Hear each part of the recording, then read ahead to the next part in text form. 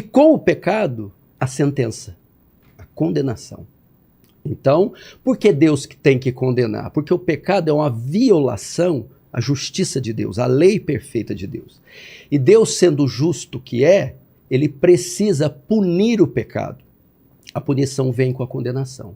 Mas Deus também não é só justiça. Deus também é amor. E no seu amor, intenta um plano para salvar essa raça que agora está perdida. Essa raça está debaixo de maldição, está debaixo de juízo. Ele precisa salvá-la. E o que ele faz? Ele precisa resolver um grande dilema. Provérbios está escrito assim: quem condena o justo, quem condena o justo e absolve o ímpio, abominação é para o Senhor. Ok? Então não pode absolver o ímpio, nem condenar o justo. Como Deus, então, pode absolver o ímpio sem ser uma abominação? Ok? Porque veja só, o transgressor, o infrator, merece a pena, a condenação. Se o juiz é justo, ele não pode simplesmente abrir as grades das prisões e falar: estupradores, assassinos, saiam porque eu sou bom. Não, o senhor não é bom, o senhor é injusto. Concorda? Esse é o grande dilema. Como um Deus justo salva pecadores injustos sem deixar de ser justo. Ele não pode simplesmente perdoar, senão ele estará passando por cima da sua justiça. Aí que entra a beleza do Evangelho. Resposta: Jesus Cristo. A cruz de Cristo. Esse é o verdadeiro Evangelho. Isso muda tudo. Muda o que tudo. Começou na queda tem fim na crucificação. A solução, a única maneira de reverter o quadro, o estado do homem, da condenação, é o quê? Os pecados dos homens têm que ser punidos. Ponto. Não há como passar debaixo do tapete. Não há um lalau no céu. Não há como. O que acontece? Cristo, então, o plano de Deus é enviar seu filho, que era Deus, para se tornar homem. E nos substituir, morrendo da cruz. O que ele faz? Na cruz, ele leva os nossos pecados. E Deus, por ser justo, tem que punir os pecados. Ao invés de punir os pecados em nós, pune eles em Cristo. Porque na cruz, Cristo leva os nossos pecados sobre ele. A imagem é muito simples. Imagine um júri. Imagine um tribunal. Rogério Vilela é condenado por 10 crimes hediondos. O 11º, réu confesso. Ele é pego com sangue nas mãos. Condenado, ele vai passar agora, sentenciado a passar por um julgamento. No julgamento, ele confessa os crimes. Ele é culpado. A sentença, pena de morte. A hora que o juiz vai bater o martelo e decretar sua sentença, cadeira elétrica, ou nem sei qual que são os métodos hoje, entra alguém no julgamento. Meritíssimo! Não! Não. Como não? Não o condene. Como assim? Ele olha para você: Vilela, levante-se daí. Tudo bem. Você se levanta e ele senta no seu lugar. Pode continuar, meritíssimo. O juiz: espera aí. Você está querendo dizer que você assume os 10 assassinatos dele? Sim. Mas se você assumir os assassinatos, você vai ter que arcar com a punição. Sim, eu arco. Cumprir a pena. Cumprir a pena. Mas a pena é de morte. Pois eu morro. Ok? Então aquele homem é executado no seu lugar. Porque o Estado quer justiça pelos crimes e a justiça tem que ser satisfeita. Ou será satisfeita com você ou com qualquer outro. Ela não pode ficar sem ser satisfeita.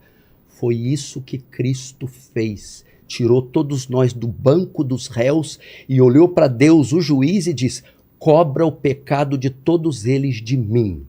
Mas meu filho, se você tomar o lugar deles, você vai se fazer culpado como eles. Eu faço. Mas se você fizer culpado, você vai pagar a penalidade. Eu pago. Mas a penalidade é a execução sumária. Pode executar. Essa é a história de amor. A mais bela história que o mundo já ouviu. Mas se Jesus era homem, era carne, Como ele suportou essa dor Vamos lá, como um humano? vamos lá. Jesus era 100% Deus e 100% homem. Vamos entender isso. Para o plano ser executado, só poderia ser feito por um homem perfeito. Só um homem perfeito poderia nos substituir. O que é um homem perfeito? Um homem que nunca pecou. Vamos procurar na terra. Adão, não. Abel, Caim, não. Abraão, Isaac, Jacó, Moisés. Vão passando as eras. Não. Não tinha essa classe na terra. Então vamos olhar para o céu. O Filho. Eu desço e me faço homem. Jesus então veio, se fez homem, sem deixar de ser Deus. Quando ele nasce de Maria, ele vem à terra.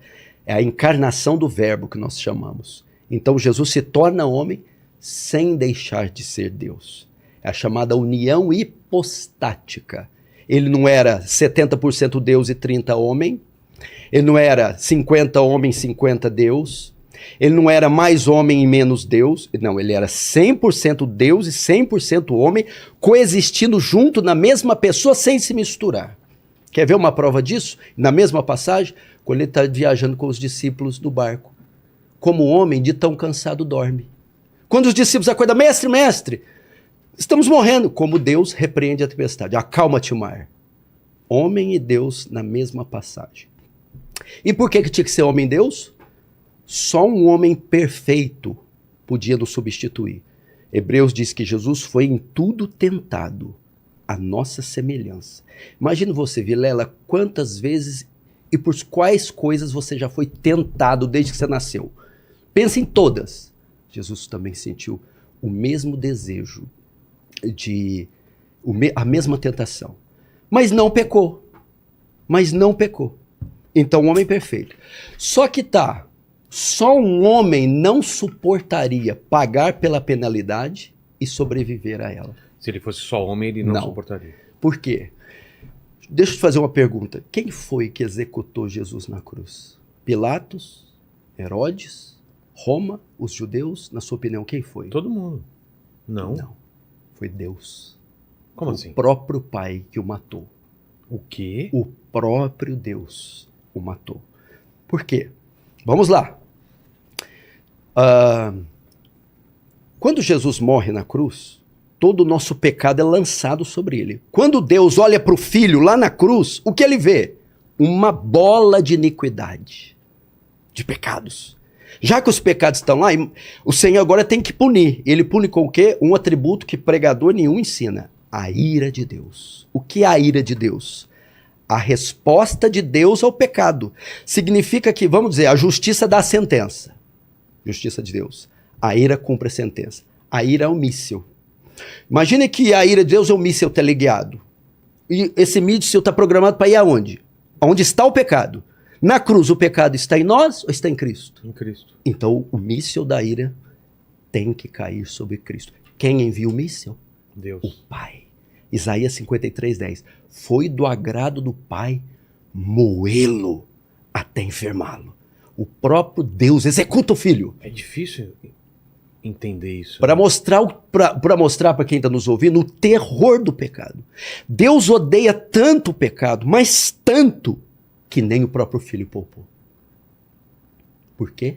Por causa da sua santidade. Outro atributo. Abacuque 1,13 diz, Deus diz, o profeta diz, tu é tão puro de olhos que não pode contemplar o mal.